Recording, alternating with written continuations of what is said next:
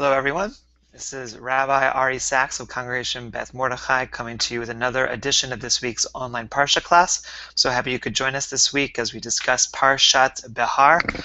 This is we're going to be talking about the first third of this week's Torah portion, as according to the triennial cycles ordained by the conservative movement here in America. We read the first third of the Torah portion for this year, and next we'll be reading the second third, and then the following the third third. But now we will be focusing on the first third, and specifically a couple of verses in our Torah portion. So the first third of our Torah portion mostly deals with this concept called a Jubilee, or in Hebrew, a yoveil.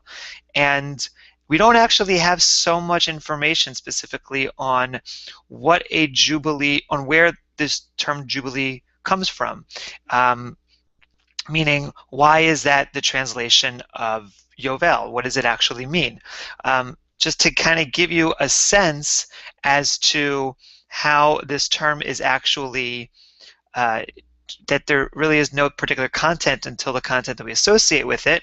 Want to just do a very quick Hebrew lesson in regards to understanding this term of the Jubilee, which you may have heard in terms of a Jubilee celebration that organizations have, that people have every 50 years or so.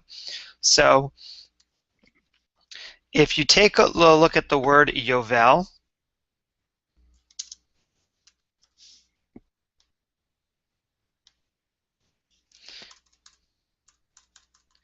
yoveil is the Hebrew word for Jubilee. Now, each of these letters has an English equivalent. So a yud equals a y, or sometimes a j. A vav can sometimes be an o or an u. The vav, the vet, which can sometimes be with a dot, a v or a b. And the lamed is an L.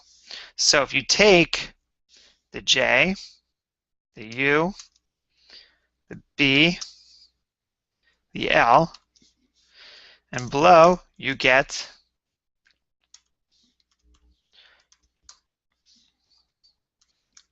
Jubilee, meaning that the Jubilee doesn't mean anything except that it is a direct translation of the Hebrew term yoveil. So in terms of understanding what yoveil actually means, or what the Jubilee is all about, we don't have anything within the particular word that gives us a sense as to what it is, as rather we have to understand from the context in which the term yoveil appears what it could potentially mean. And as such, we're going to now turn to the actual text of the Torah to understand what a Jubilee is. So we're going to turn to sefaria.org. And we're going to begin in Leviticus chapter 25, verse 9. Ve'ha'avarta shofar teruah b'chodesh hashvi'i be'asur lachodesh be'yom kippurim, and that you shall make a proclamation, a teruah, on the seventh month, on the 10th day of that month, on the day of Yom Kippurim. You shall make a proclamation with the shofar, with the shofar blast. Ta'aviru shofar bechol artzachem, and that you shall make this proclamation with the shofar in the entire land. So that there is something having to do with this Jubilee in terms of a trumpet being blasted. The next verse. V'kidashtem et shenata chamishim shana, and then you shall sanctify this 50th year. It is the 50th year, by the way, after a period of accounting of 7 times of 7 years, meaning it is referring to the cycle of Shemitah, in which every 7 years the land lies fallow. Every time you cycle through that cycle 7 times, i.e. 7 times 7, you get to this 50th year, which is the Jubilee year, which is why a Jubilee is connected with the 50th year. And so on this 50th year, ukratem deror ba'aretz, that you shall proclaim liberty throughout the land, may sound familiar. Lechol yoshvecha, throughout all, for all the inhabitants. And then here's a key term, yoveil hi tihiyet lachem, and a jubilee shall be for you, or shall be unto you. Vishavtem ish elachuzato, and that you shall return, every person shall return to their possession. Ve'ish al mishpachto tashuvu, and to each person shall return to their family as well. So we have here these two different aspects of Jubilee. We have, on one hand, we have this proclamation as being done with a shofar, and then you also have this added proclamation of liberty.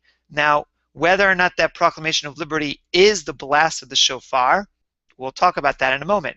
But that you have, on one hand, you have the shofar, and on one hand, you have this liberty that leads people to return to their original possessions.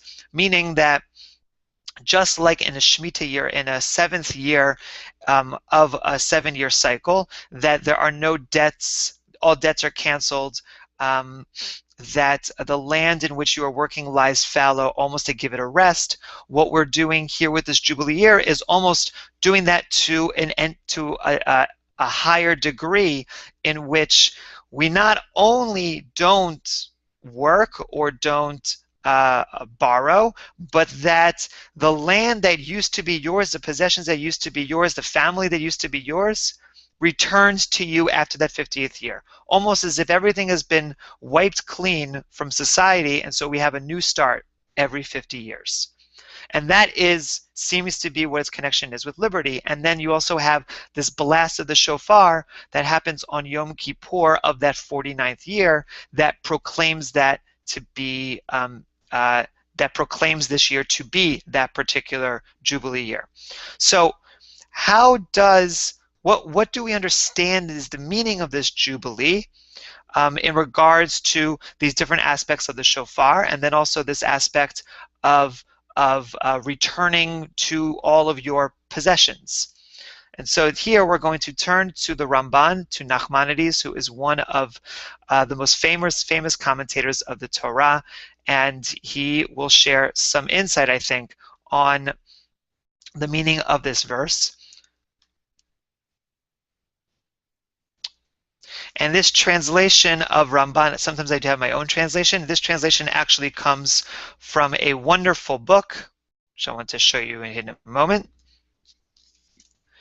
A wonderful book that is translated, edited, and annotated by Rabbi C. Havel. Is published by Shiloh Publishing. It's a really excellent translation which has some wonderful notes. So sometimes we use these translations, and sometimes the translations are more free-flowing. But in any case, what do we have here? What do we have here in Ramban's commentary? So I'm going to translate the Hebrew as I go along, and you also have the English translation below. Yovel hi, it is a jubilee.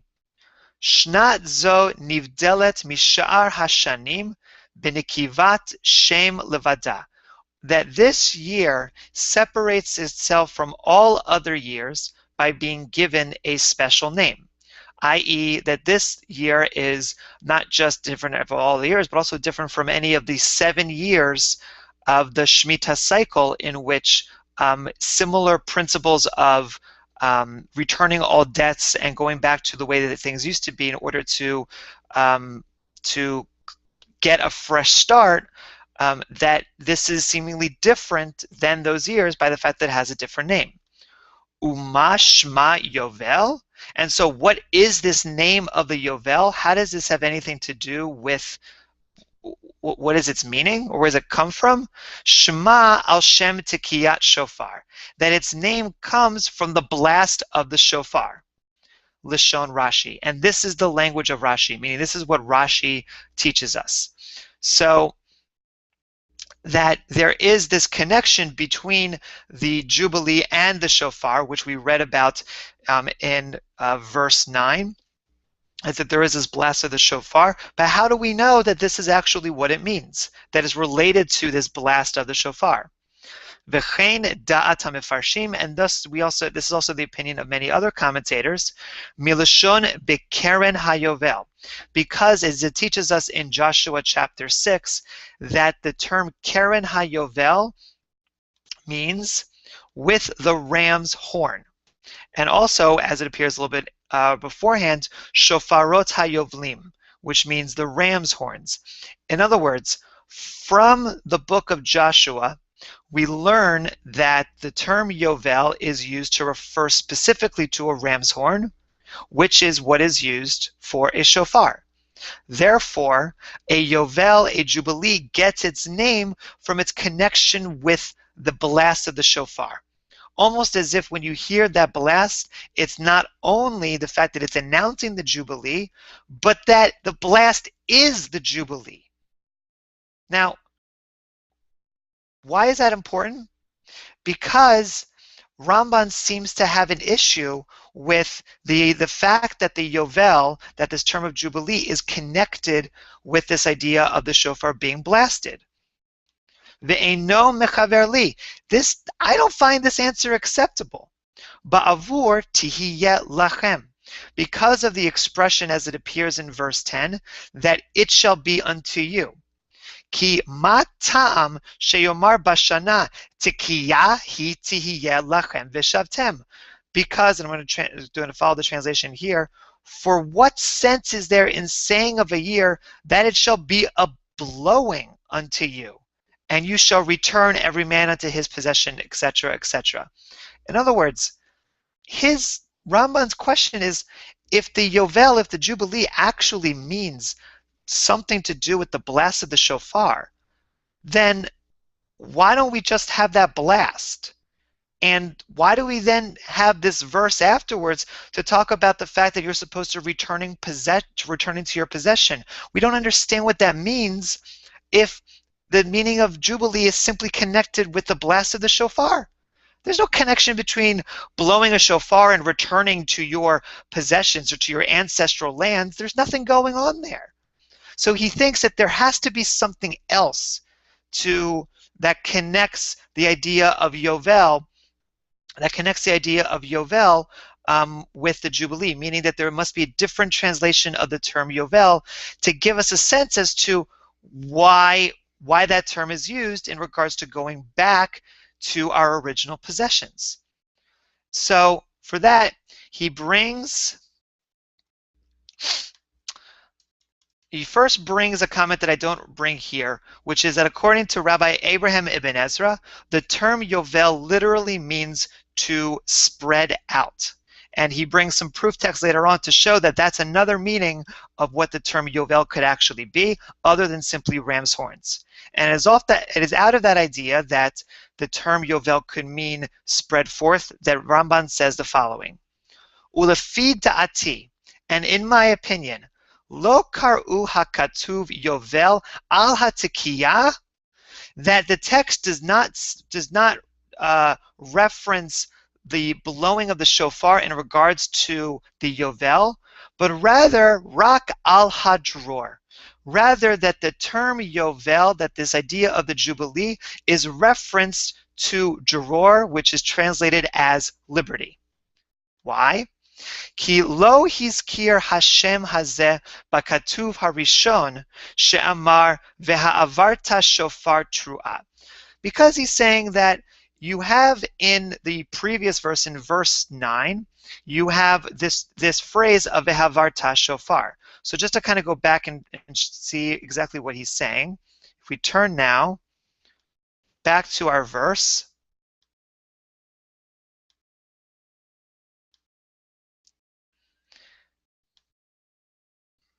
Ve'avarta shofar tru'ah b'chodesh hashvi'i be'asur lachodesh b'yom kippurim taviru shofar b'chol artzechem. In this verse, verse 9, there is no mention of the yovel. The shofar is in and of itself. It's its own verse. And why is that important? Because if we now go to our verse,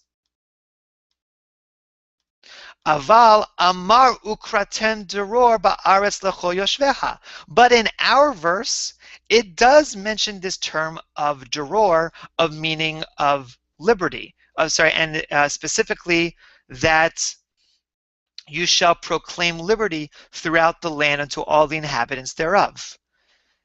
So, and what is the purpose of that proclamation? Sheyiyu kulam b'nei chorin ladur bechol makom sheyirtzu. That everyone should be free to go to any land that they particularly choose. Meaning that you have the freedom of movement to be able to not be shackled with what you've been doing for the past 50 years. Rather, you now have an opportunity to break free from the change of your past. Ve'amar yoveil hi. And it says, yoveil hi. It says that it shall be a jubilee. Why? Sheba yoval kol ish elachuzato.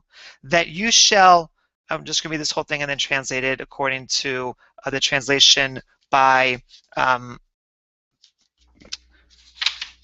Rabbi Chavel. Sheba yovel kol ish elachuzato ve'el mishpachto yoviluhu raglav merachok lagur. He continued by saying, yoveil hi, that it is a year in which every man is carried away to his possession, and to his family his feet carry him off to sojourn away. And taking a quote from Isaiah. In other words, that when you are able to become free, to go to any place you would in the world, any place you would in the land, that it also gives you the ability to go back to where you came from. Just think about it this way.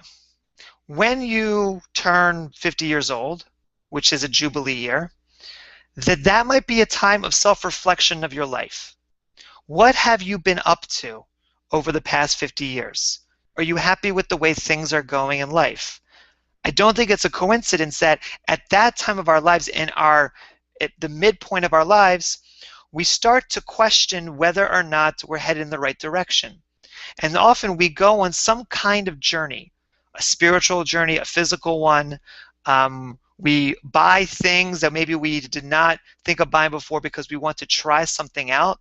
That kind of searching for our own identity after 50 years comes from the fact that after so much time, we want to have the ability to spread ourselves out in ways that we may not have been able to before.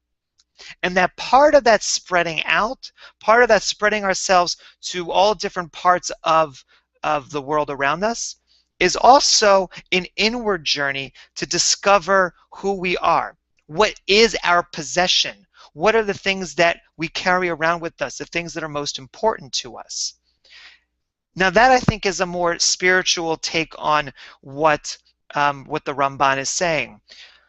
But what I also want to disagree with the Ramban with is that I think that in that sense that, yes, the Jubilee is about spreading ourselves forth so that we can proclaim liberty for ourselves, to be able to be unshackled from the chains of the past, to be able to reclaim that which belongs to us. That the blast of the shofar is actually the call to be able to remind us to do this.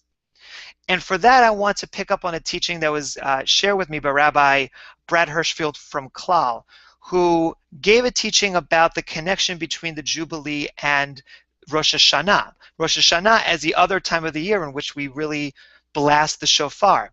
And what's interesting is that in the Torah, the blasting of the shofar on Rosh Hashanah is actually not seen as, it does not have to be seen as this is a day in which you blast the shofar, but rather, as it says in Leviticus chapter 23, verse 24, Hayom Zichron Truah. Today is a remembrance of the shofar. In other words, it is every Rosh Hashanah we remember that big blast of the shofar of the Jubilee.